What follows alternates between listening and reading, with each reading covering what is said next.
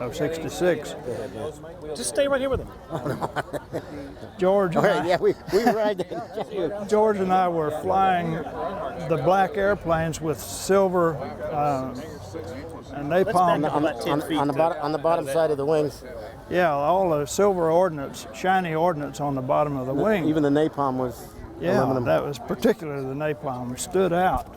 So that was the gunner's target, you know. It was real easy to pick that out with the glow from the flares. Yeah, and then we had the maintenance, our armament guys. They saved our lives. They would paint that bottom of those black, and boy, that saved us an awful lot of course, Jim will tell you a story about getting hit.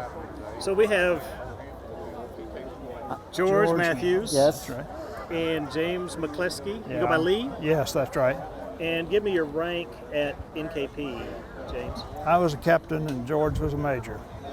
And who was pilot? Who's co-pilot? We were both pilots. Both pilots, Each of us had our separate crews. Just friends? Oh, yeah. And we were the first group that went over there on a permanent PCS basis. If you don't need to have us interpret the PCS, meaning permanent change of station, I didn't want to confuse the issue with that. So anyway, we replaced the TDY bunch called Big Eagle, and we became the first permanent party to take the job, and so we were there for a year at that time. And there was 12 of us crews, right? Was there 12 of us? I think that's right. That came over in November of '66, late November, early December, and we stayed there for that year and began where the TDY group left off, and we began flying on the trail with the A-26s. Okay, Lee, did you bail out of a damaged A-26? I did. On the 22nd of February in 1967, I was on my Navigator and I were on a mission out into the center of Laos, almost even with NKP, out 90 miles east or so, and south of Mugia Pass a few miles. We were teamed with another airplane. That was a unique situation because we always flew single ship. But that night, just as we went to the airplane, a wonderful intelligence report had come in that fast movers had reported all kinds of trucks flooding south out of Mugia Pass. So I was supposed to go north into the barrel roll area to work, and I had extra flares on board because of that. But they wanted us to divert east and go after those trucks. They also wanted to turn the previous crew as they came back, and we held for a few minutes so we'd both go out at the same time, out in the center of Laos. Because I had flares and it took a long time to load the flares, they said, okay, you can flare for the other guy and we'll just upload the ordnance quickly with him and go from there. So that's what we did, and we took off 5 minutes apart or so and headed out in the middle of the area. Well, as most intelligence was over there, it was pretty weak, and I don't know who reported all that or what he was looking at, the lights of Hong Kong or what, but the hundreds of trucks running down the roads didn't pan out very well. However, we did find one convoy of 6 or 8 trucks, and my initial mission was to flare for the other guy and for him to attack while I flew flak suppression against the defensive guns. And we often, if we paired up out there, we often did that for one another. So that's the way we started. He got the convoy stopped and got a truck burning, and then we worked until he was fairly clean on the wings of his ordnance, and so we swapped off, and I went down and started working the convoy. My mission was a little bit more challenging in that I had to climb up and flare and then come on back down from my own firelight. But he was still suppressing the guns, thank goodness. Well, after a few passes, I had been bothered by a particular 50 caliber, approximately 50 caliber machine gun out in the woods near the truck convoy. So on one pass, I just let the pipper drift up. I let up on the trigger and let the pipper drift up, and then fired a long burst into the woods, used the rudders to really hose the area, and it must have worked because we didn't have any trouble with that fella after that at that particular gun site. However, a couple of passes after that, I was pulling off the target on a pass, and we were hit in the bottom with something just all of a sudden, boom! Well, it turns out we saw some other rounds go by, and it was a 37 millimeter that had been well off to the south of us, but he got lucky, I guess, or maybe I turned in the flare light so the silhouette was right there for him, and he hit me with one round. Thank goodness it was just one. Now, it was interesting that it didn't blow the wing off. It did hit the right main fuel tank area, because I glanced down at the gas gauge and we lost 250 gallons of avgas in a heartbeat. Well, I immediately cleaned the wings off with a jettison button and started climbing and turning for home. And my buddy turned out and kind of escorted me back, flying back into the rear and above me, as far as I know, slightly above me. Well, he said, "You're on fire, you're on fire." And it was in that wheel well area and on the right side. And so I had a decision. I could either use the fire bottle and hope it got it, or just try to go with it. Well, I decided to try the fire bottle, and I fired it, and he had a classic line that he repeated. You'll get that in a little bit of the story. He said, "You almost got it." But that almost doesn't count. It's good in horseshoes and nuclear weapons, but not in putting out a fire. So we flew on for a while, and he said, "It's getting bigger, it's getting bigger." Of course, he could see it, and we couldn't see it, although I'll tell you about the rest of that in a second. But I decided then I better fire that other fire bottle, or the other side of the fire bottle, and selected that, fired it, and he said, "You almost got it." But it didn't put it out either. Well, that's not the fault of the fire bottle, because it was more underneath the fuselage than it was in the nacelle, totally in the nacelle at least. We proceeded on, continuing to try to organize ourselves to get back to NKP, knowing that we just had a tire explode in the right main area, and I could see through the glass plate and the floor on the pilot's side a glow from the fire burning underneath the airplane. Well, I got to thinking about trying to land at NKP on a steel runway with no gear. And I wasn't looking forward to that, but I was going to try it if that's what it took. Well, we didn't quite get that far. The fire started getting bigger and bigger. There was a C-130 flare ship joined us from overhead. I mean, he stayed up 2,000 or 3,000 feet overhead, but he was up there, radio relay and trying to help out.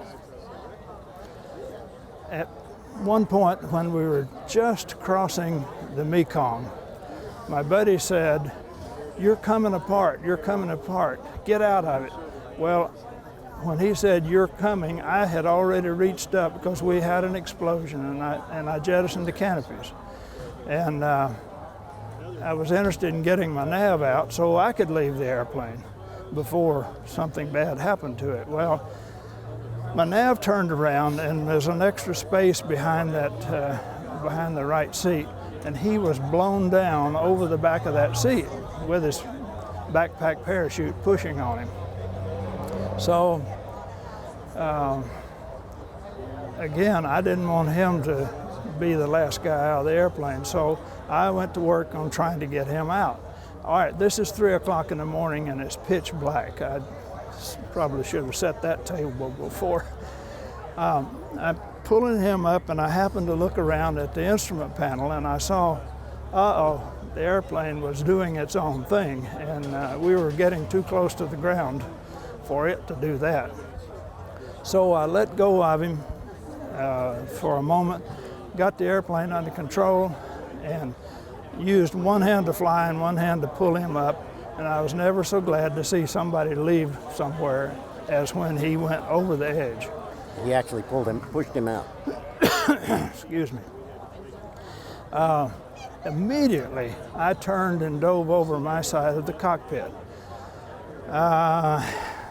Don't know exactly how, but I struck the horizontal stabilizer with the back of my left calf, and I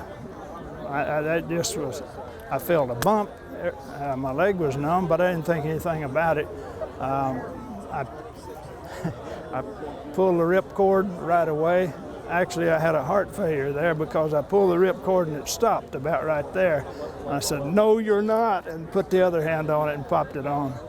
This was at about 300 feet, so as soon as the chute opened, I looked up and I got to thinking about 4-line cut. What am I supposed to do here? And about that time, I looked down. Oh, I don't have top, and I hit the ground. Well, I broke an ankle when I hit the ground. Instead of a parachute landing fall, I made a poor PFL, a poor frapping landing. But it was in a rice paddy. The good news. Bad news is it was dry season in Laos, in Thailand, and the rice paddy was as hard as this parking lot out here. My nav landed about a mile from me.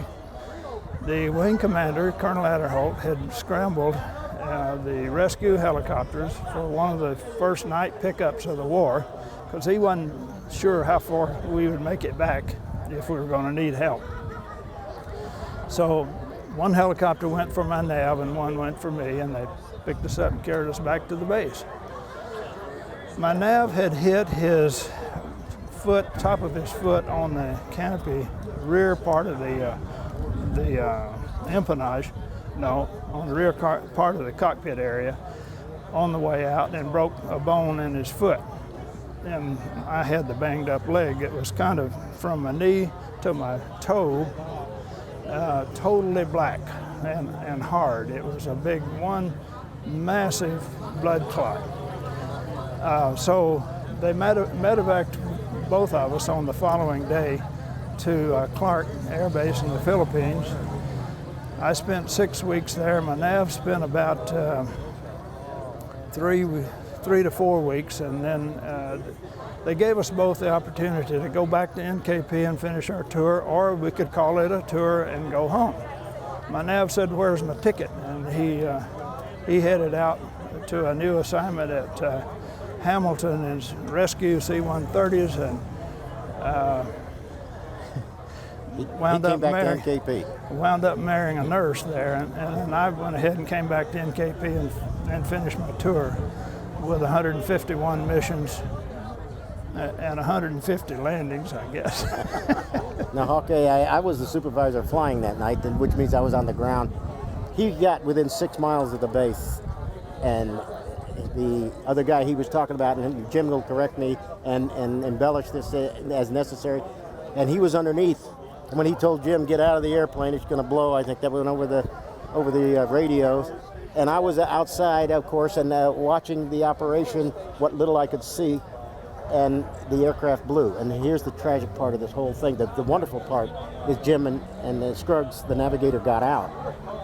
But the other aircraft, when Jim and his Navigator got out, that aircraft that they were in exploded and caught the guy behind, and we lost 2 aircraft at that time, but nobody knew it at that time. When it exploded, we thought it was only Jim's aircraft. Well, then we started, they got in to do that, and the rescue choppers and people got out there, and they couldn't get near the wreckage because it was exploding. And we're getting all of this by radio. At that time, the explosion in the sky was gone. and it appeared that he got caught when that aircraft exploded, and he went down with that aircraft, and then all the ordnance that he was carrying was exploding and preventing rescue people from getting there. And they were both killed, of course, in that crash. And I guess that was the tragic part of the whole thing. But because of him, these guys got out as well as their own. And like Jim was saying, they knew something was going to happen. And but to get that close and to lose them there. And so about 30 minutes later is when we discovered that there was a second aircraft involved, and that was the tragic time, because we started calling him, where are you, you know, Nimrod 38 or whatever his number was, you know, what's your position? No reply. And then that's when we realized, and they discovered that the other aircraft had gone down. Terrible night in that respect. But that was not a typical night, by the way, at NKP.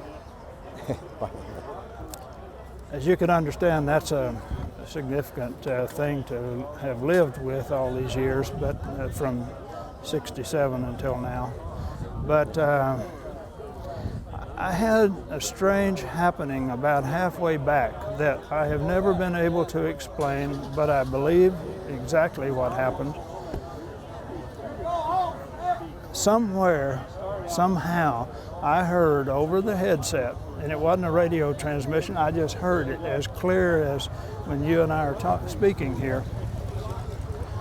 A voice said, "It's going to be all right."